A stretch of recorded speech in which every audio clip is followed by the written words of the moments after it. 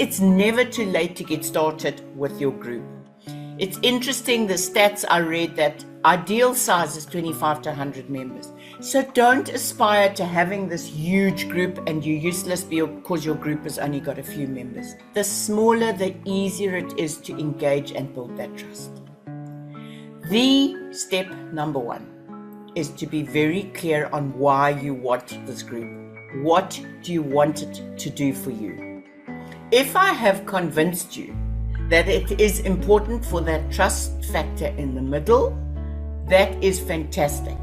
If you are already at the stage where you need to share exclusive content, but you might not yet have a course portal, you might want a private group where you can start warming people to the way you work, to the training, give short trainings that are not giving your main ideas away. You know, there's the concept for those of you who are doing online coaching and training and so on, is we give away what to do, people buy the how to do it. You need to answer, what is the primary goal I want to achieve for this group? Make a note now on a piece of paper. Number 1, what is your primary business goal? Why do you want this? Number 2, who is your ideal member? Write down your ideal customer avatars. Be clear who you want to attract. Be very clear on what they find engaging, what content they want to see. It's always about them. And then importantly, number 3, what will you offer the members that gives them a reason to belong? What is in it for them? So here's a pro tip. The more specific your purpose, the easier it will be to create a group that resonates. For example, rather than social media tips, social media strategies for solopreneurs. My ideal customer can identify with what happens there and whether it's for them or not. And then choose the right type of group. Decide right up front which type you want, public, private, or secret. The one thing I must tell you here is if you start with a secret group, you can never go backwards. You can never then make it public. You can't make a private group public because your original members have signed up for a private group, signed up for a secret group.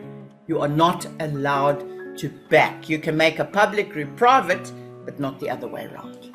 Now, some quick tips about finding the perfect name.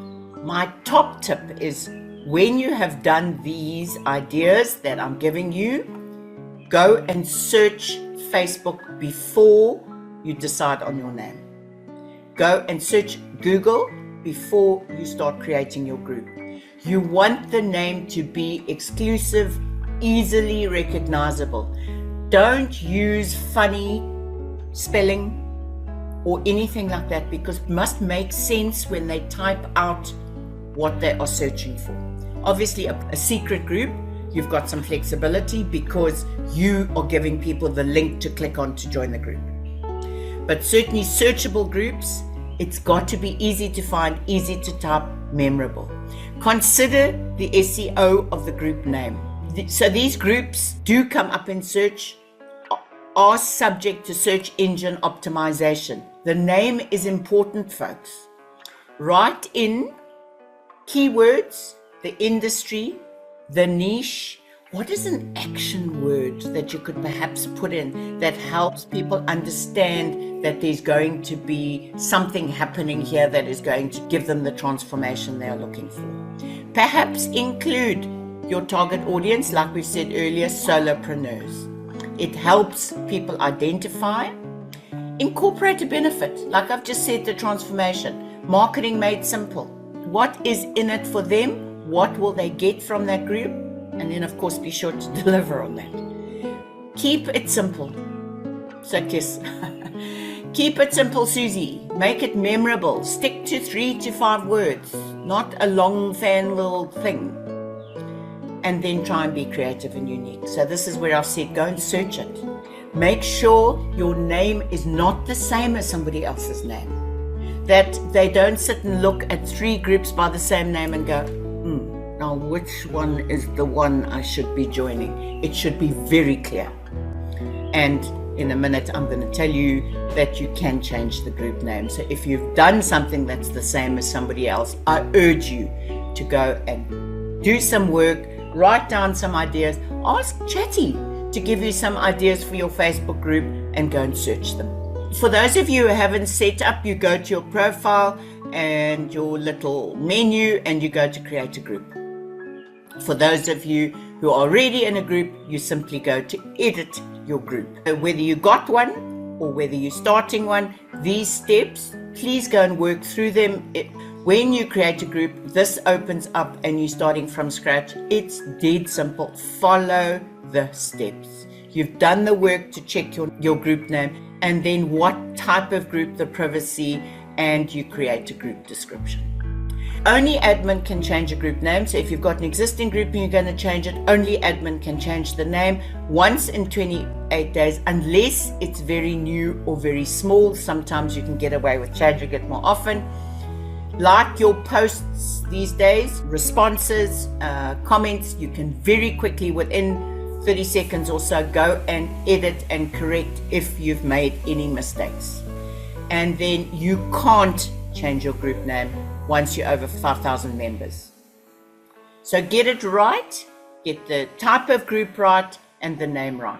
Then go and write a very clear, compelling description. I put a formula in here for you, but where do we go? We ask Chatty to save time to write a description for your group. The cover photo is important. Again, if it's a searchable group, people will see the cover photo first, and that should draw them in to want to learn more, to want to see the description, to want to see what's going on in the group. In this worksheet, when you get it, there are Canva templates. I have saved some for you that are easy to edit and change. Remember, the important thing is, with all the templates, as we've discussed before, with cover photos on your page, is your text and name, an important part, must be right in the middle, because when you upload it to your Facebook, sometimes it doesn't configure exactly right. So don't get all clever around the edges of the image. Position it very nicely right in the middle. Rules and guidelines, these are the important part. We've said that sets the pace, sets the expectations going forward. In your group, you can go and manage, or when you are setting it up, you can set the rules. And when you tap on rules, so you tap manage, you tap group rules, they all come up. They're there for you already, so you don't have to go and reinvent them, but edit or delete them. Put them in your own language. Let people see you've paid some attention to what the rule is, how it works. I really recommend that you make this your own. You can add some screening questions. You'll often see people say, why do you want to be in this group? What brought you here? For example, mine will say, how did you find me? And here are some examples.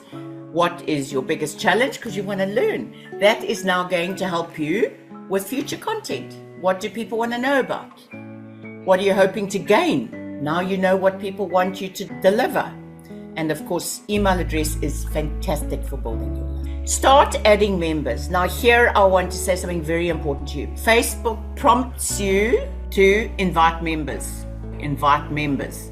Please don't do it straight away. Invite friends until you've set up your group.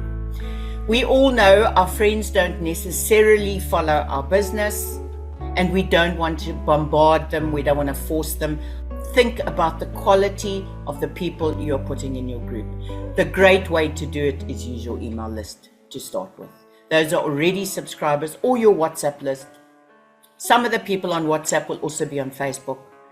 Your email list, some people will be on Facebook, some won't. But it's a fantastic way to get it going, and right out the gates, start building relationships, building great content. And then of course you can also, next step, on a social media post, tell people to join your group. And then some tips to start, welcome new members. The group settings give you a welcome post to welcome new members. You want to engage with people with value-driven content and engage with members specifically. So where we said the @mention at the top, you can tag a person and say, @so-and-so, what do you think about this? So if somebody's not engaging, and they were, which means they may not be seeing your post, tag them. ask a question that's going to get them involved. It's like talking specifically. Think about Facebook now. Your page is broadcasting. Your group is now a conversation. You are talking specifically to real people. And then implement a posting plan. Consistency is absolutely key. Once you get into that group, decide how often you're going to post and stick to it. Make it manageable. If you can only post 3 to 5 times a week, do that. Diarize it in your content planner. When you look through your content plan and you identify the kind of posts you can share to the group, add more value in the comments to make it unique, and diarize those so that you do them, so that they happen. Here's the good news. In Meta, share to your group. So I share to KISS. When I post to Instagram, post to Facebook, I share to KISS, and then I will pop into KISS, edit the post, and add a message on the top. It's not a big deal. Makes life easy, quick, repurposing content as we discussed last week. So folks, here's a recap. You know now whether you need a group or not. You know how to identify the right type of group for you. What to do regarding best practices for your setup, and start engaging and nurturing your audience. And if you are posting on Facebook, it is absolutely no extra effort to do a Facebook group. A community of people who you have done business with can be the most loyal referrers, and a group can keep you top of mind. And if you maybe just go into your group once a week with a gem, just say this has happened, this change has happened. Remember I said one of the most valuable types of groups is community groups. If you become a community person and so coffee shops open, did you see the potholes being fixed here? People love community, and if they already know you because you've taken them through this very complex buying, selling process, and you stay in touch on a group, I believe it will increase your referrals. It's about your objective. If it's to build trust within your community, the common denominator is the community, the location. For the coaches, it's a no-brainer. It's the middle of the funnel. You can see, I'm sure, how important it is to take people from intro video, promote it on social media. But it's a very, very long journey for people from seeing that to signing up for a program. What on earth happens in the middle? Now imagine if we can invite people to a group to say, here's a little bit of a lesson, here's a bit of a tutorial, here's something that's going to empower you, here's something that's going to transform you, to start getting them to know you. Get into content marketing Kaizen with conversations, get into that Facebook group. You've learned how users can leverage a group to build community, build a belonging, ask questions, tell us when you're stuck. I've got these wonderful coaches in that group. We are all there to support each other. So, you can pop in there and you can just say, I'm having the worst day. I can't see the wood for the trees, or Mercury's influencing my computer. What shall I do? And Nell will pop in and say, walk outside and go and breathe. There's much more to content marketing Kaizen than just creating pretty posts. One of the very important thing with groups is not to hijack somebody else's group. A group is a labor of love by the owner of that group. It is their group, it is their community. So if you are privileged enough to be in that community, to be able to post that community, respect the space. It is not your soapbox. It is a community, and it is for you. Treat it like a networking. The minute somebody starts self-promoting at networking, you kind of stop paying attention. It's very much that vibe in a group. When you join public groups, be very careful about promoting. Rather, go and add value, do lots of comments, share motivationals, share fun posts. People will very quickly get to know and like you and get to trust you and reach out directly. You do not have to go searching and looking and trying to promote yourself directly to people. That's a very, very subtle way of organically reaching out to your ideal audience. There's another interesting lesson here.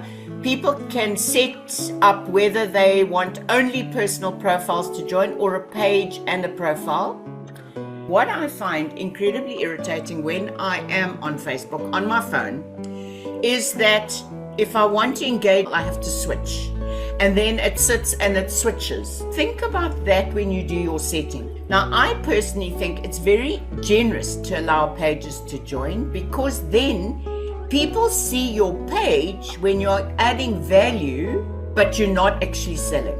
So people can easily click through to your page. I personally think that's generous as long as people aren't self-promoting. So my recommendation is, unless you have a very good reason, allow pages and profiles to join your group. I honestly recommend to everybody, your profile is personal. Post personal posts, have only friends there. Don't allow people who are not your inner circle to join. I've said it before, but I'll say it again. When people ask to be my friend, if they are not my friend, I've got a standard message. I message them, so I tap on their profile, I message them and say, thank you for your friend request. Please go here to join my business page, which is where the action is. So there's a tip for you as well, another way to build your group. Thank you, everybody.